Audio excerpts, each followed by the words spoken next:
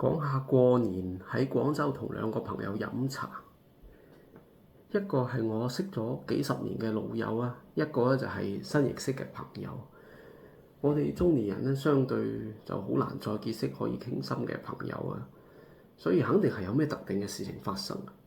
我老友同我講啊，佢有一日從桑拿出嚟，行到樓下準備走啊，有幾個人問佢上面有咩玩啊，我朋友就話靜桑咯，齋食嘢瞓覺。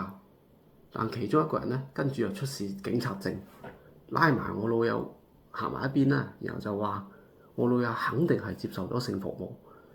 我老友就堅決話冇啊，但咧成班人咧就強行壓咗我老友上咗旁邊條巷仔部麵包車，然後拉翻咗去派出所。咁我老友咧，佢就好在有個良好嘅習慣，佢就係出去蒲啊，唔用微信俾錢，中意俾現金。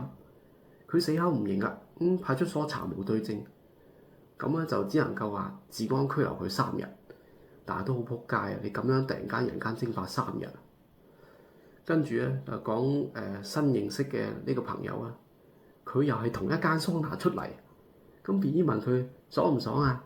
佢隨口答句話：又唔係咁打飛機啫嘛，芝麻你老母撲街啦你，又拉埋上車頂格處理。治安拘留15日，我老友就係同新朋友關喺拘留所同一個間倉。大家講起屌你，原來同是天涯淪落人。依家廣州啲黑警就係咁揾食啊！我屌你啊！